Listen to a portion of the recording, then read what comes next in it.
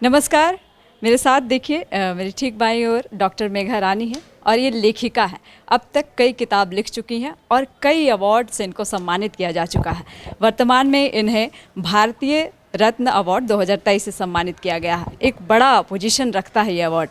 लेकिन मेघा को ये अवार्ड क्यों मिला, कैसे मिला, ये सारी चीज़ें हम इनसे जानेंगे। मेघा, पहले तो आपको बहुत बधाई, इतना बड़ा सम्मान आपको मिला है। Thank you so much.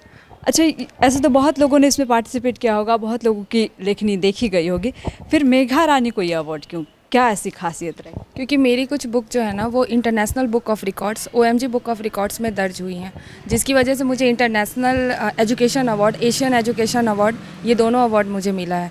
भारतीय रत्न अवार्ड भी मुझे इससे सम्मानित किया गया है। ये मुझे ओएसिस वर्ल्ड रिकॉर्ड वालों की तरफ से दिया गया है, जिसमें करीब 1300-1400 लोग नॉमिनेट हुए थे, जिसमें से टॉप 100 लोग, इंडिया के टॉप 100 लोग ही सिर्फ सेलेक्ट हुए थे, जिसमें झारखंड से सिर्फ मेरा नाम सिलेक्शन में गया था, वो भी राइटिंग में। तो देखिए, झारखंड से, वो भी रांची से सिर्फ मेघा रानी जो है वो सिलेक्ट हुई थी। और पूर्व राष्ट्रपति जो हमारे थे डॉक्टर APJ अब्दुल कलाम, उनकी 92वीं जो बर्थडे थी, पुण्य जन्म दिवस, उस डेट को लेकर ही ये समारोह दिल्ली में रखा गया था और वहाँ ये अवार्ड इनको मिला है। क्या, कैसे सफ़र तय करती हैं लेखिका का, क्योंकि ये कठिन क्षेत्र माना जाता है कि भाई लिखना किसी चीज़ को और फिर इतने बड़े बड़े लेवल्स में आपके लेखनी को पसंद किया जाना, ये थोड़ा मुश्किल होता है। तो किस तरह के सब्जेक्ट आपके होते हैं, आप किन विषयों पर ज़्यादा लिखती हैं? मेरा टॉपिक ज़्यादा डायनेमिक टॉपिक्स रहता है। जनरली जो हम लोग जो मुहावरे बोलते हैं, बस उस पर मैं एक आर्टिकल लिख देती हूँ। इस तरह से मतलब मेरा जो भी होता है, स्टैटिस्टिक्स टॉपिक पे मैं नहीं लिखती हूँ, सिर्फ डायनेमिक टॉपिक्स पे लिखती हूँ। और रहा बात लिखने का, तो जो भी मन में होता है, लिखना तो वही है, जो मन में आया वो पेपर पे उतार दो, बस यही चीज़ है। और मेरी आदत है, मुझे रात भर लिखने की आदत है, रात भर बैठ के मैं लिखती हूँ। पूरी रात मैं लिखती हूँ। मैं दिन में लिखने का काम नहीं करती, क्योंकि वो दिमाग स्थिर नहीं होता।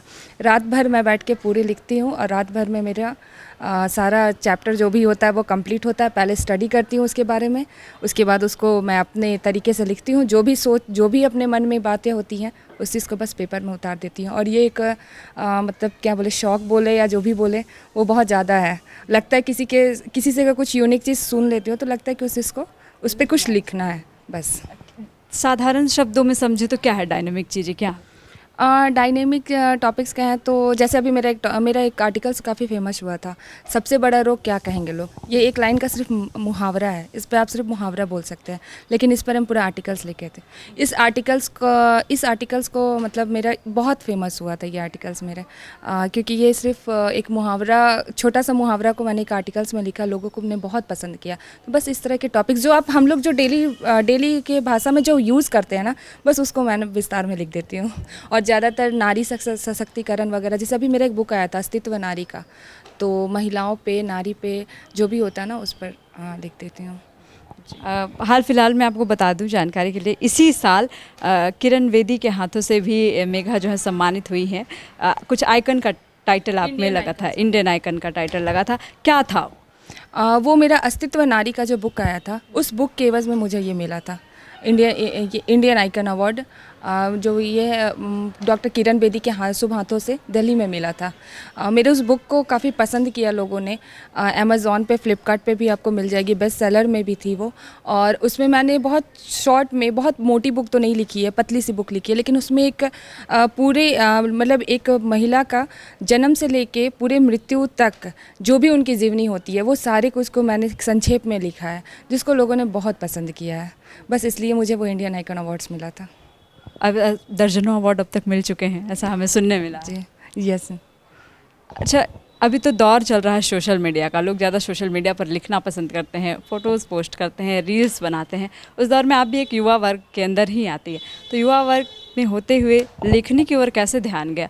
क्योंकि बहुत आजकल दिखावे की दुनिया चल रही है, उस बीच किताबों में घुसना, किताबों के कीड़ा बनना, पढ़ना लिखना, ये सब कैसे हो रहा है?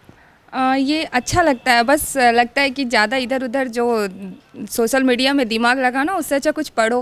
पढ़ने से क्या होता है कि बहुत सारी हमें मतलब ज्ञान भी मिलती है, और उस चीज़ को मैं उतारूँ, इससे क्या होता है कि शायद मेरे लिखने से किसी और की ज़िंदगी में भी कुछ बदलाव आ जाए बस। और लिखना तो बस एक शौक़ होता है, अपने मन की बातें को लिख दो, बस लिखना, तो क्या बोलूँ उसको, एक मतलब अंदर का एक शौक, एक बचपन से ही लिखने की आदत है, एक आदत बन चुकी है। जिस दिन रात में ऐसे ही सो जाता है उस दिन लगता है कुछ अधूरा रह गया आज, बस ऐसा मेरा दिन, ऐसा ही मेरा ये गुजरता है। और इसमें ऐसा कुछ नहीं, और बेसिकली मैं सिर्फ और सिर्फ अपनी मातृभाषा हिंदी में लिखती हूँ, इंग्लिश में कभी कुछ नहीं लिखा है मैंने। घर वाले आजकल क्या कह रहे हैं, मेघा को अवार्ड पे अवार्ड मिला जा रहा है, तो कैसा है घर वालों का रिएक्शन?